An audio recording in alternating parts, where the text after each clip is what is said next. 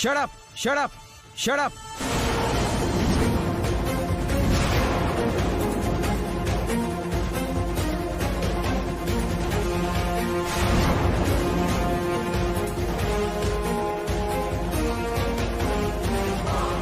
రేయ్, నా డబ్బులు కట్టకుండా మీరు బయటికి వెళ్ళలేరు. ఎవరు బయటికి వెళ్తారో ఎవరు జైలుకి వెళ్తారో కాసేపట్లో నీకే తెలుస్తుందిరా. అర్థం కాలేదా? ఒక్కసారి వెనక్కి చూడరా.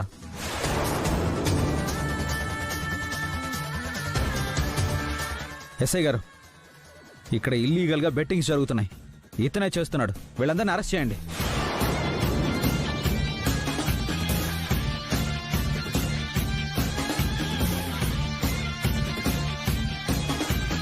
మీరంతా ఇక్కడ ఇల్లీగల్ గా బెట్టింగ్ చేస్తారా? కానిస్టేబుల్, అరెస్ట్ చేయం.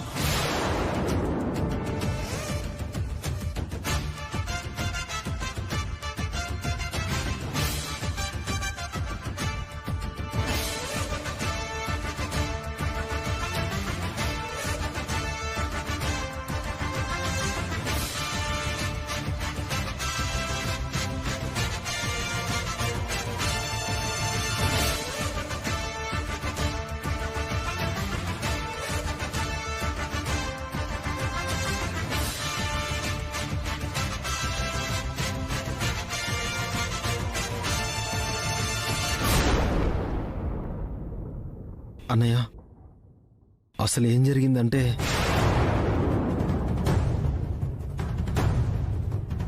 పదండి, ఇంటికి వెళ్దాం. రండి.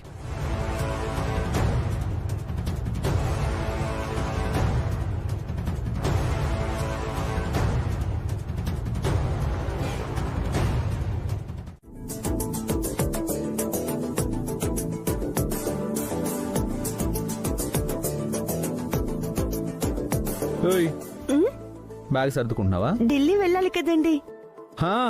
అవును, నువ్వు రాకపోతే అక్కడ జరిగే ఫ్యాషన్ షో ఆపేస్తారు. మరి అదేంటి, మీతో పాటు నన్ను రమ్మన్నారు కదా? ఎవరు? నేను రమ్మన్నానా నిన్ను? మా నాన్న మాట కాదని లెక్క ఒప్పుకున్నాను. అంటే మావయ్య గారు అన్నారని తప్ప మీతో పాటు నన్ను తీసుకెళ్లాలని మీకు లేదా? అవును, మనకి కొత్తగా పెళ్ళైంది కదా, పైగా నువ్వు అప్సరసవి, నీతో హనీమూన్కి వెళ్ళాలి అని ఫిక్స్ అయి తీసుకెళ్తున్నాను. మీతో పాటు నేను వస్తే మీకు ప్రాబ్లం ఏంటండి? నువ్వేనా నా ప్రాబ్లం?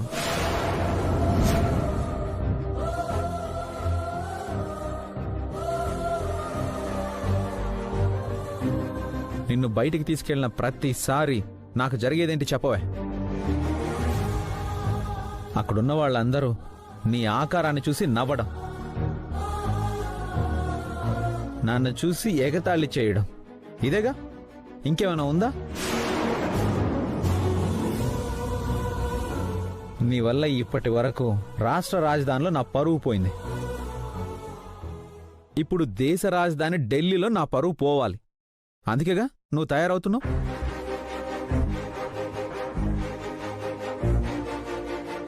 మీ పరువు పోవాలి, మీరు అవమానపడాలని నేనెందుకండి అనుకుంటాను?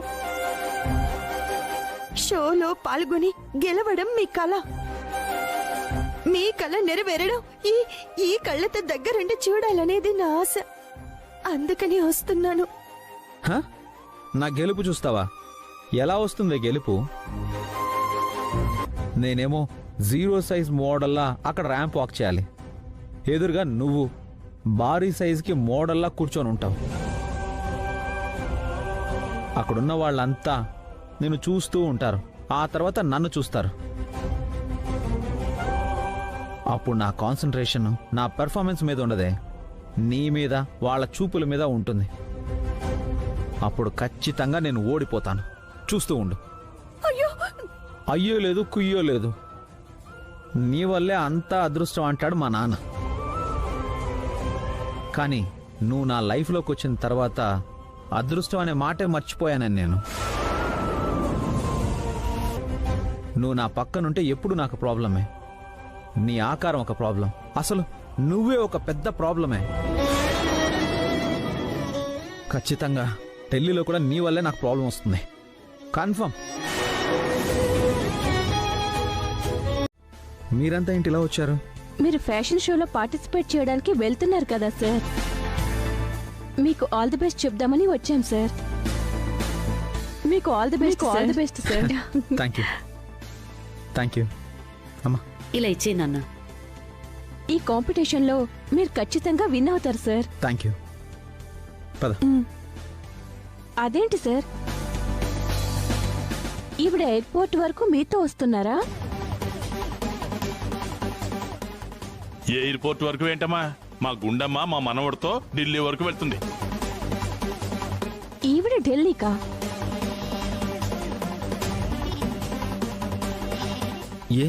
ఎందుకలా అంటున్నారు? మీరు తప్పుగా అనుకోనంటే ఒక మాట సార్.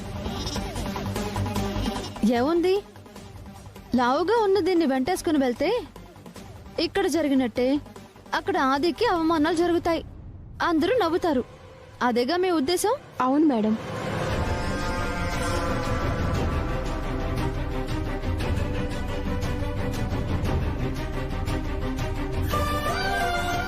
లోకేశ్వరి,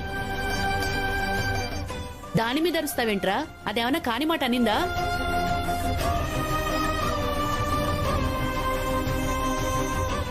దాన్ని వెంటేసుకుని వెళ్ళినప్పుడల్లా జరుగుతుంది ఇదే కదా. ఆదిత్య గారు, అక్కడ గెలిచిన తర్వాత మోడల్ గా మీరింత ఫిట్ గా ఉండడానికి కారణం ఏంటి అని అడిగితే మీ ఫిట్నెస్ అని చెప్తారు. మరి మీ భార్య గురించి అడిగితే ఆన్సర్ చెప్పలేరు కదా.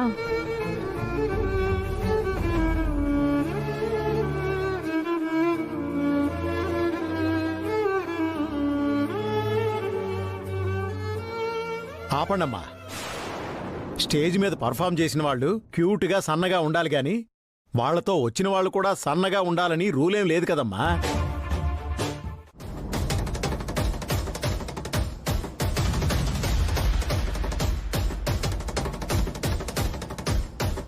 ఇవాళ తనే గనక లేకపోతే నీ నుదుటిన బొట్టుండేది కాదు.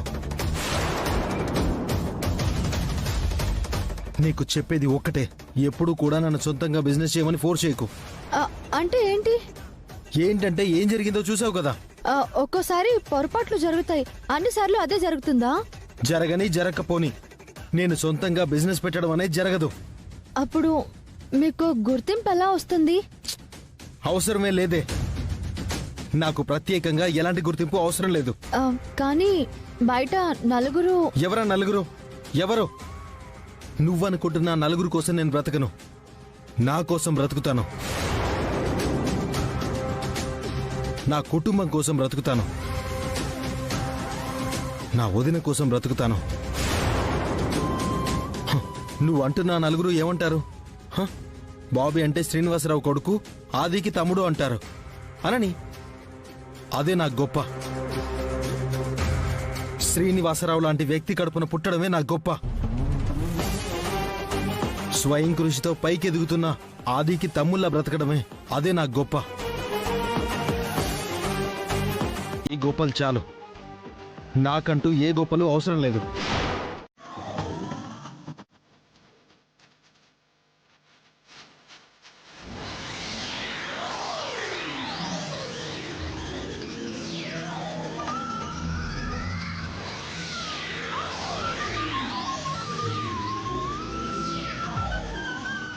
ఏంటే, ఇంట్లో పని మనిషి ఉంది కదా, దానికి అప్పచెప్పకుండా ఈ పనులన్నీ నువ్వే చేస్తున్నావేంటి? నేను లావుగా ఉన్నాను కదా, ఉంటే తగ్గడానికి ప్రయత్నం చేస్తున్నాను. అందుకే పనుల ఎక్సర్సైజులు మిక్స్ చేసి ఇలా చేస్తున్నాను. ఎందుకే ఇన్ని అవస్థలు పడుతూ పనులు చేస్తే సన్నబడిపోతావా ఏంటి? కొంతైనా తగ్గే ఛాన్స్ ఉంది కదా నానమ్మ. అవును, నిన్న సడన్ గా నీకెందుకే కడుపు నొప్పి వచ్చింది? అదంతా అబద్ధం నానమ్మ. ఏంటి కబుర్లు? నా కబుర్లకేంటి కానీ, ఉన్న పలంగా నువ్వెలా తగ్గావు? అదంతా మ్యాజిక్కే. కాఫీ తీసుకోండి. ఎవరివిడా? గుండమ్మ అని మా అక్క. నమస్తే అండి. నమస్తే అండి. గుండమ్మ, ఇది నీకంటే లావుగా ఉండేది తెలుసా? అరే, ఆశ్చర్యంగా ఉంది. అంత లావు ఉండి ఇంత సన్నగా ఎలా? చెప్పవే. ఏం ట్రీట్మెంట్ తీసుకున్నావు? ఏం చెప్పమంటావే, లావు తగ్గడానికి నేను పడిన పాటలు అంతా ఇంతా కాదు. అదే ఒళ్ళు తగ్గడం కోసం ఇక్కడ మా గుండమ్మ కూడా అలాగే పాటలు పడుతుందమ్మా. చెప్పవే. రకరకాల ట్రీట్మెంట్లు అన్నీ చేయించుకున్నాను. డబ్బులు వదలడం తప్ప ప్రయోజనమేమీ కనిపించలేదు. అప్పుడే మా అత్తయ్య గారికి తెలిసిన వాళ్ళు ఎవరో చెప్పారంట, రాజేంద్ర గారనే నాటు వైద్యుడు ఉన్నారని. ఆయనిలా ఊబకాయాన్ని తన నాటు మందుతో తగ్గిస్తాడని. వెంటనే ఆయన్ని కలిశాను. ఆయనిచ్చిన కోర్సు వాడటం వల్ల ఇప్పుడిలా సన్నబడ్డాను. నాటు మందు వాడితే ఒళ్ళు తగ్గుతుందా? ఆ సైడ్ ఎఫెక్ట్స్ లాంటివి ఏమైనా వస్తాయేమో? ఏ సైడ్ ఎఫెక్ట్స్ రావండి, నేనే నిదర్శనం.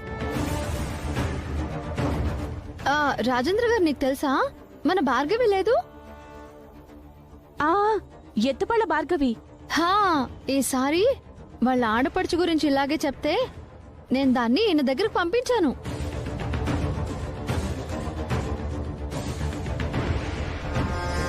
వాళ్ళెవరినో పంపించావు కానీ నీ ముందే ఒళ్ళు తగ్గడానికి నేను ఇంత కష్టపడుతుంటే నాకు మాట మాత్రమైనా చెప్పావా? దొంగ మొహం దానా. తను చెప్పిందనే మీ దగ్గరికి వచ్చాం డాక్టర్ గారు. సమస్య ఏంటో చెప్పండి. తను మా అక్క అండి. తను కూడా శ్రావణిలాగే సన్నగా అవ్వాలనుకుంటుంది. అవునా?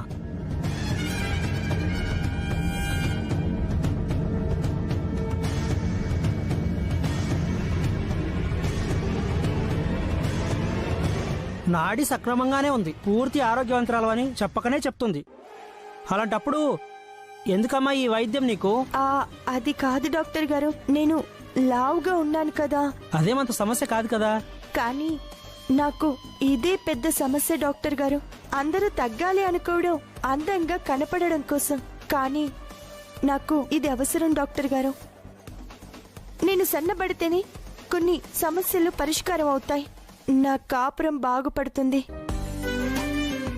ఎలా అయినా మీరే తను తగ్గేలా చేయాలి డాక్టర్ గారు. మంచి మంది ఇప్పించండి. అమ్మా, ఏ మెడిసిన్ అయినా ముందు వ్యక్తికి పూర్తి నమ్మకం ఉండాలమ్మా. బేసిక్గా నాటు వైద్యం అనేసరికి చాలా మందికి చిన్న చూపు ఉంటుంది. నమ్మకం లేని చోట ఔషధం పనిచేయదమ్మా. అది కాదు డాక్టర్ గారు, నేను మీ మీద, మీరిచ్చే నాటు మందు మీద పూర్తి నమ్మకంతోనే ఇక్కడికి వచ్చాము. మీరిచ్చే మందు ఫలితం ఎలా ఉంటుందో మా లోకేశ్వరి ఫ్రెండ్ ద్వారా నేను తెలుసుకున్నాను. మీ వైద్యాన్ని, మీ మందుని మనస్ఫూర్తిగా నేను నమ్ముతున్నాను. దయచేసి నేను సన్నగా అయ్యేలా చేయండి. ఎంత కఠినమైన వ్రతమైనా సరే నేను చేయడానికి రెడీగా ఉన్నాను. నేను తగ్గాలి డాక్టర్, అంతే. ప్లీజ్. సరే అమ్మా, తీసుకొస్తానుండు. అయ్యింది నానమ్మా. ఇదిగో డాక్టర్ గారు మందులు కూడా ఇచ్చారు. ఇవి వాడితే నేను ఖచ్చితంగా సన్నగైపోతాను. మందు ఇప్పించడం వరకు మాత్రమే నా పని. వాడటం నీ మీద ఆధారపడి ఉంటుంది. ఆయన చెప్పారుగా, క్రమం తప్పకుండా వాడకపోతే ఏం జరుగుతుందో అని. మళ్ళీ లోకేశ్వరి నన్ను తీసుకువెళ్ళింది ఇలా అయిందంటే బాగోదు. లేదు లోకి, అంతా నాదే బాధ్యత. ఏదైనా తిన్న తర్వాత మందులు వేసుకో. సరే, క్రమం తప్పకుండా వాడతాను, సన్నబడతాను. నేను చూసుకుంటాను కదా. నువ్వు చూసుకోవటం కాదే, ఇక మీదట నిన్ను చూసుకోవడానికి మనుషులు కావాలి. మొత్తానికి సాధించావే నాయనమ్మా. ప్రతిసారి గెలుపు ఒక్కరిదే అవ్వదు కదా నానమ్మా. ఇంతకాలం దాన్ని దెబ్బ కొట్టాలని ఎన్నో ప్రయత్నాలు చేసి ఫెయిల్ అయ్యాను. ఈ ప్రయత్నంతోనే సక్సెస్ అయ్యాను. ఇది ఆ నాటు మందు వాడటం, ఆది ఢిల్లీ నుంచి తిరిగి వచ్చేసరికల్లా ఇది పేషెంట్ అయి మంచాన పడటం. దీని టార్చర్ని భరించలేను అంటూ దీన్ని ఇంటి నుంచి బయటకు గెంటేయడం.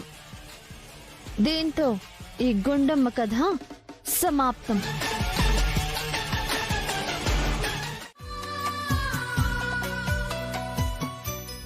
ఏయ్, ఇప్పుడు ఇది వెళ్ళి నిద్రపడుతుందని బెడ్ ఎక్కుతుంది. ఈ ఎక్కడం ఒకటే ఎక్కడమేనా, లేకపోతే రేపు లేస్తుందా? కొద్ది రోజుల్లో ఎలాగైనా బెడ్ ఎక్కుతుంది. నువ్వు టెన్షన్ పడుకో. రా.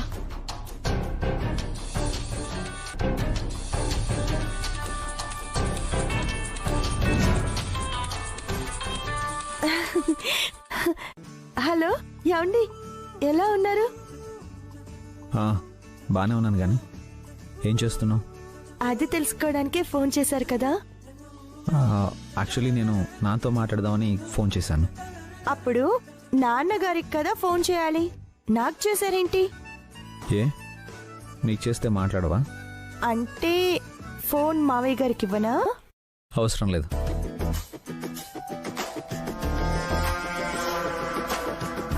అవును, నీ మాట ఏంటి కొంచెం తేడాగా ఉంది?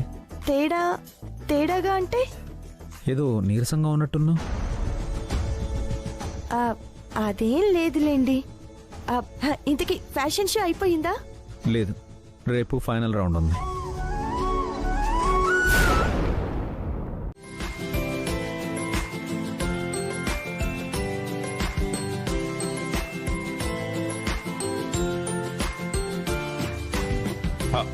బాబీ మెల్లిగా మెల్లగా మెల్లగా మెల్లిగా ఇలా కూర్చోమనోడా మెల్లిగా. ఎరా, అసలే నీ పరిస్థితి బాగాలేదు. గదిలోనే ఉండక అటు ఇటు తిరుగుతావు ఎందుకురా? ఎంతసేపని గదిలోనే కూర్చుంటాను నాన్న. అది నిజమేలేరా, కాస్త అటు ఇటు తిరుగుతూ ఉంటే తొందరగా కోలుకుంటావు. కాఫీ తాగారా? ఇప్పుడే తాగానురా. వదినా, బాబీ కాస్త కాఫీ తీసుకొస్తారా? తీసుకొస్తాను బాబీ.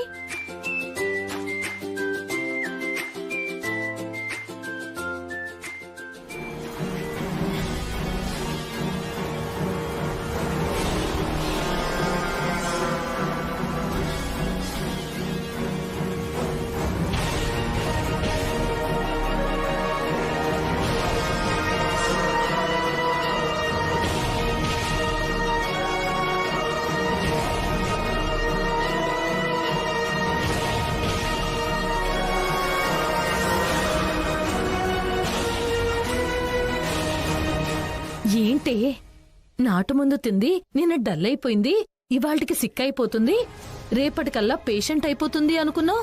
దాన్ని చూస్తుంటే నాకు ఆయన సిమ్టమ్స్ ఏం కనపట్లేదు. రాత్రి ఆది ఫోన్ చేసి మాట్లాడాడు కదా, దాంతో రీఛార్జ్ అయి ఉంటుంది. అయితే నువ్వు విప్పించిన నాటు మందు కూడా అటకెక్కినట్టేనా? విషం తాగితే ఎవరైనా చావకుండా ఉంటారా? కష్టం.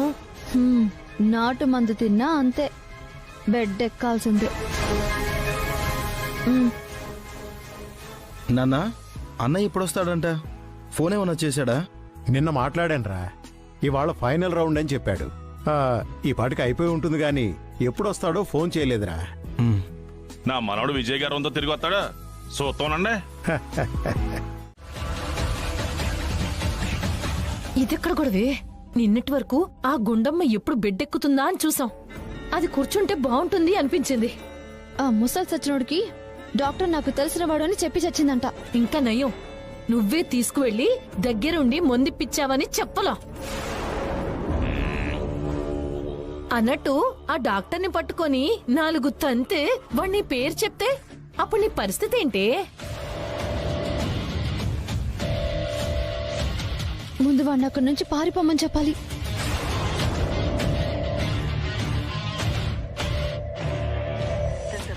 You are calling is not responding at the moment. Please try after some time.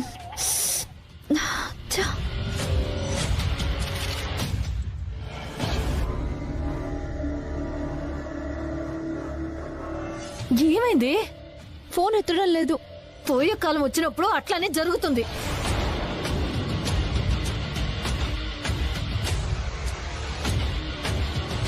అటు చూడు. నాకెందుకో ఆ ప్లేస్ లో నిన్ను వేలాడదీస్తారనిపిస్తుంది.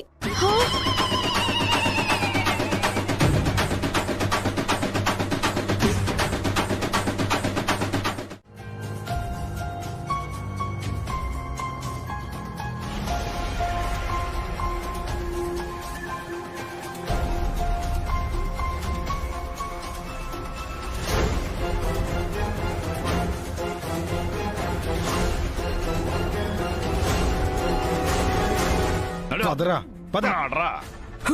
ఎరా, ఆ మందులిచ్చింది వీడేనా? అవును నాన్న, వీడే. చెప్పరా, ఎందుకు ఇచ్చారు ఆ మందు? నా కోడల్ని ఏం చేద్దామని ఇచ్చావరా? ఆ మందేంటో చెప్పరా. అలా మధ్య కొడితే చెప్పడన్నాడు, కుక్కను కుట్టినట్టు కొడితే కానీ చెప్పడాడు. నా కోడలు నీకేం అన్యాయం చేసిందిరా? లావు తగ్గడానికే మందిచ్చానండి. అబద్ధం. అది ఒళ్ళు తగ్గడానికి ఇచ్చిన మందు కాదు, సిక్ అవడానికి ఇచ్చిన మందు అని డాక్టర్ చెప్పాడు. నిజం చెప్పు, ఏంటా మందు?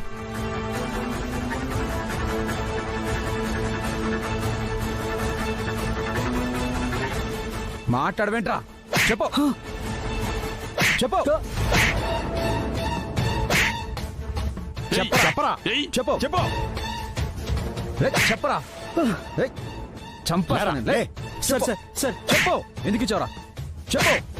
అదే కొట్టు కొట్టు సచ్చినోడ్ని. వీడిచ్చిన మందు వల్లే అది పూర్తిగా పేషెంట్ అయితే మా జీవితాలు మొత్తం దానికి సేవలు చేస్తూ గడపాల్సి వచ్చేది. ఎక్కడ చదివారు నువ్వు ఎంబీబీఎస్? ఎక్కడ చదివావు? చెప్పరా. నేను ఎంబీబీఎస్ కాదండి, నాటు వైద్యుడండి. ఇలాంటి వేషాలు వేస్తే లోపలేస్తారని తెలీదా నీకు? పోలీసులకు అప్పగించమంటావా?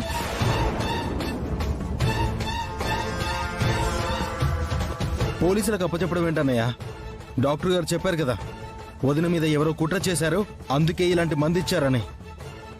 ఆ కుట్ర ఏంటో మనకి తెలియాలి. వీడు చేశాడా లేక వీడితో ఇంకెవరైనా చేయించారనే తెలియాలి. చెప్పరా. చెప్పరా. చెప్పరా. చెప్పమంటుంటే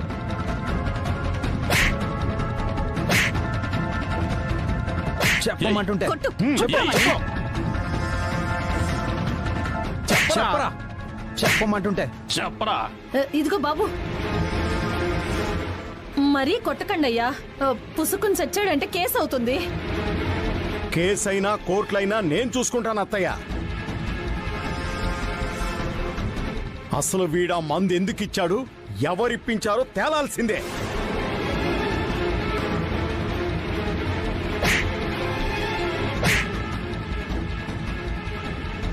చెప్పు, నిజం చెప్పు. ఎవరు చేయమన్నారు? ఎవరు చేయమందే?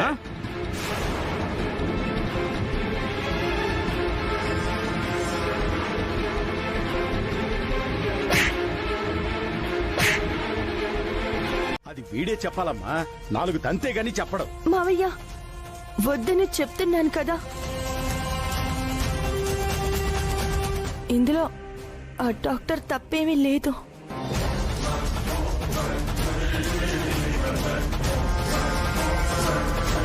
తప్పు లేకపోవడం ఏంటే? వాడిచ్చిన మందు తినడం వల్లే నీకిలా జరిగి చచ్చింది. కావచ్చు, కానీ ఆ మందు కావాలని తెచ్చుకున్నది నేనే.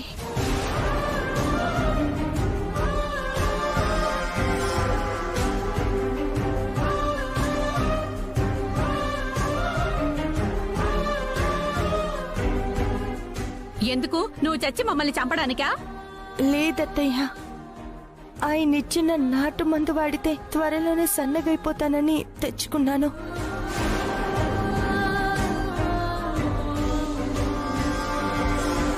ఒకరు చెప్తే నేనే ఆయన్ని కలిశాను. నా పరిస్థితిని చెప్పాను. అప్పటికి ఆయన నాటు మందు అందరికీ సరిపడదు అని చెప్పాడు. కానీ ఎలాగైనా తగ్గాలనే పంతంతో నేనే ఆయన మాట వినకపోగా అందరికీ ఇచ్చిన దానికంటే కాస్త పవర్ఫుల్ మందివ్వమని నేనే ఆయన్ని ఫోర్స్ చేశాను.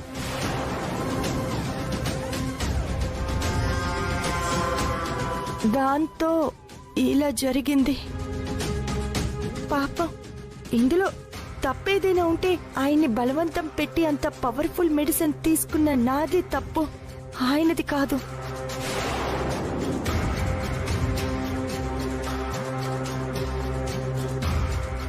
అబద్ధం. మీరు అబద్ధం చెప్తున్నారు వదినా.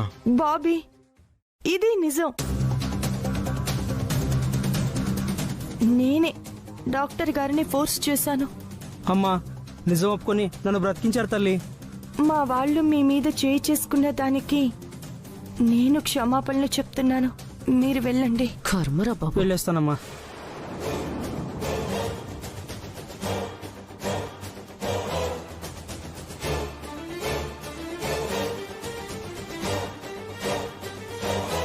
ఏయ్ ఎందుకు చేసావు ఇలాంటి పని? చెప్పాను కదండి త్వరగా తగ్గాలని. నిన్ను రేయ్,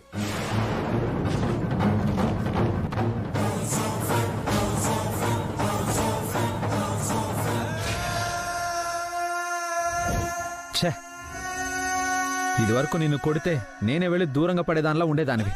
ఇప్పుడు కొడితే చచ్చేదానిలా తయారయ్యావు. ఏంటి కంచాల ముందు కూర్చుని అందరూ దిక్కులు చూస్తున్నారు?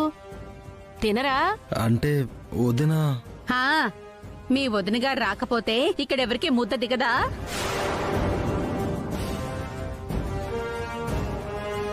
ఇదిగో మా గుండమ్మ కోసం మీరేమో ఆగక్కలేదు. మీకు ఆకలైతే మీరు తినేయండి, గొడవే లేదు.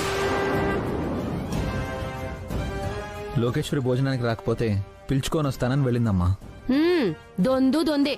ఒకదానికేమో కొవ్వెక్కువ, రెండో దానికి పొగరెక్కువ. ఏమే పగలంతా మీ నోర్లు వాగుతూనే ఉంటాయి. కనీసం రాత్రిపూటైనా తినే దగ్గరైనా ఆ నోర్లు వాగటం ఆపరా?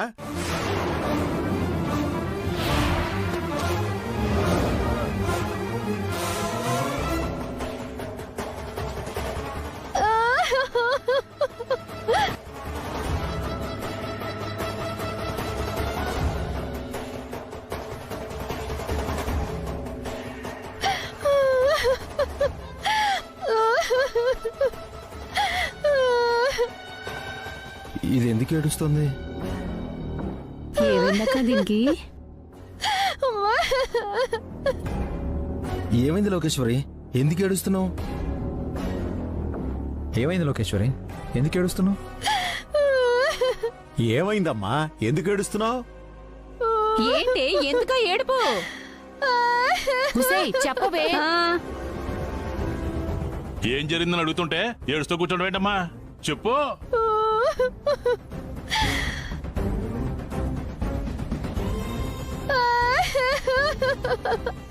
అందర్నీ ఏడిపించి ఆనందించే ఇదేడుస్తుందంటే ఖచ్చితంగా ఇదేదో ఎత్తే అయి ఉంటుంది.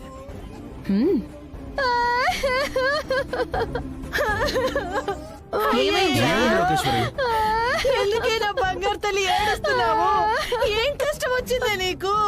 అయ్యో నీకేమైంది, నువ్వెందుకు ఏడుస్తున్నావు? లోకేశ్వరి ఏడుస్తుంది కదా, అందుకే నేను ఏడుస్తున్నాను. అదెందుకు ఏడుస్తుందో తెలీదు, తోడుగా మీ ఏడుపు ఒకటి మాకు. లోకి ఏంటమ్మా తను? ఏమన్నావే దాన్ని? నేనేం అనలేదత్తయ్య, భోజనానికి రమ్మని పిలిచాను. బహుశా నీకు నచ్చిన కూరలు లేవని ఏడుస్తున్నావా? పోనీ కడుపులో ఏదైనా నొప్పని ఏడుస్తున్నావా? మరి ఎందుకు ఏడుస్తున్నావు కాస్త చెప్పాడు అమ్మా. అవసరం అనుకుంటే మేమందరం కలిసి నీతో పాటు తను తెలివైంది, అదృష్టవంతురాలు. అదృష్టం కాలిపోతోందిలే, చెప్పు. నేను మా ఆయన పనికి మాలిన వాళ్ళం, దమ్మిడి సంపాదించడం చేతకాని వాళ్ళం. మాలాంటి చేతకాని వాళ్ళు మీరు ఎప్పుడు పెడతారా అని ముద్ద కోసం ఎదురు చూసేవాళ్ళం.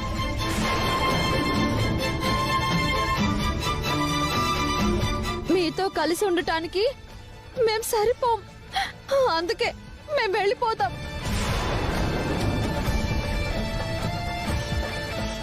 మీరు పనికి మాలినోళ్ళని ఎవరన్నారే? ఇంకెవరు? ఏవిడి గారే.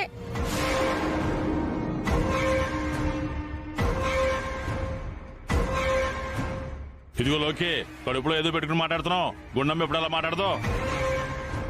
చెప్పాను కదా నానమ్మ, నేను నిజం చెప్పినా ఎవ్వరూ నమ్మరని. లోకేశ్వరి, నేను నిన్ను తిట్టానా? తిట్టకపోతే తిట్టావని నేను అబద్ధం చెప్తున్నానా? సరే, నేనే అబద్ధం చెప్తున్నాను. నువ్వు నన్ను భోజనానికి పిలవడానికి వచ్చావు, కానీ నేను నీతో గొడవ పడ్డాను. వీధిలో మీ ఆయన గొప్ప, ఇంట్లో నువ్వు గొప్ప, మేం మాత్రం దిబ్బ అని నేనే అన్నాను.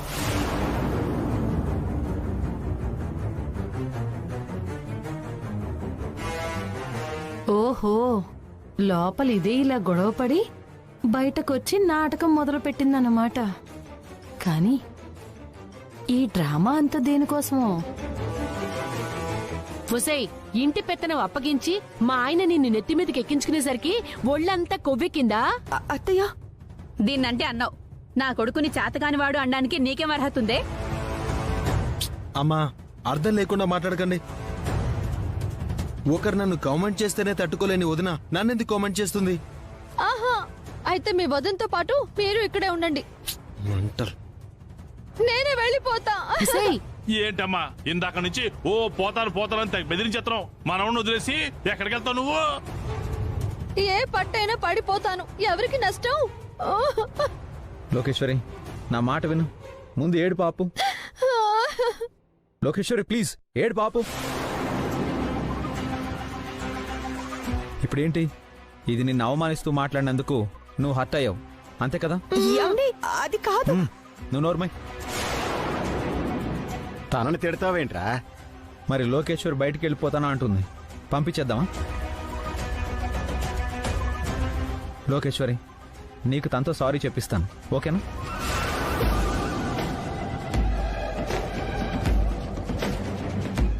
నాకు ఈ సారీలు సానుభూతులు అవసరం లేదు.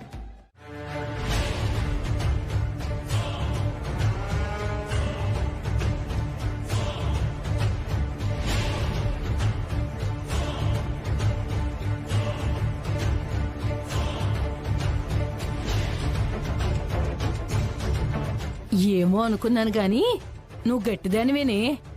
కోపంతో సాధించలేని దాన్ని కన్నీళ్లు పెట్టుకుని సాధించావు. మొత్తానికి ఆదితోనే నీకు కొత్త ఆఫీస్ పెట్టేలా చేయించుకున్నావు. సూపరు. అది నా ఎదుగుదలకు పునాది నానమ్మా. తొలిమెట్టు రెడీ.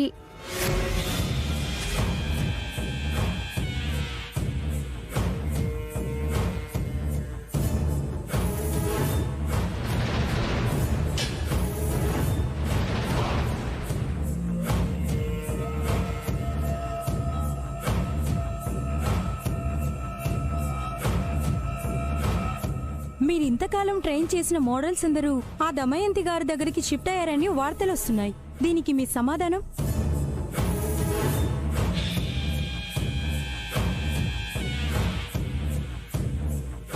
మీరంతా ఫ్యాషన్ కోచ్ ఆదిత్య దగ్గర ట్రైన్ అయిన అమ్మాయిలు కదా, ఆయన్ని వదిలేసి ఇక్కడికి రావడానికి కారణం ఏంటి? దానికి కారణం ఆదిత్య గారి వైఫ్ గుండమ్మ.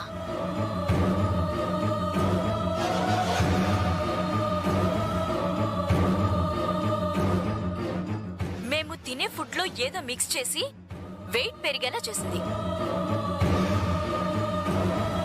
మేం మోడల్స్ గా సెలెక్ట్ కాకుండా ఉండాలని ప్రయత్నం చేసింది. ఇదేంటే అయిపోయిన బాగోతానంతా బయటికి తీస్తున్నావు? బయటికి తీయటం కాదు, అన్నింటినీ ఒక చోటుకి చేరుస్తున్నా. ఎందుకే? ఆదిని రేపు ఫంక్షన్ లో అన్పాపులర్ చేయడానికి, ఆది గుండమ్మని తిట్టేలా చేయడానికి. ఈ వీడియోతో ఆదికి తలవంపులు రావచ్చు కానీ గుండమ్మకి ఎలా ఎఫెక్ట్ అవుతుంది?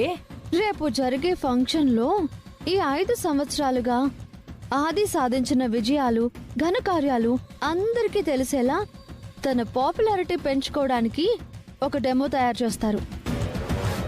అదంతా ఉన్న పెన్ డ్రైవ్ ఇప్పుడు ఆ గుండమ్మ చేతిలో ఉంది. అది ఫంక్షన్ లో ప్లాన్ చేసి ఇమేజ్ పెంచుకోవాలనుకుంటున్న ఆలోచనలకు అడ్డుకట్ట వేసి నేను రెడీ చేసిన ఈ వీడియోలతో ఇమేజ్ డ్యామేజ్ చేస్తాను. నేను సొంతంగా ఆఫీస్ ఓపెన్ చేయడం మొదటి విజయం. ఆదిని అన్పాపులర్ చేసి గుండమ్మని దెబ్బ కొట్టడం రెండో విజయం.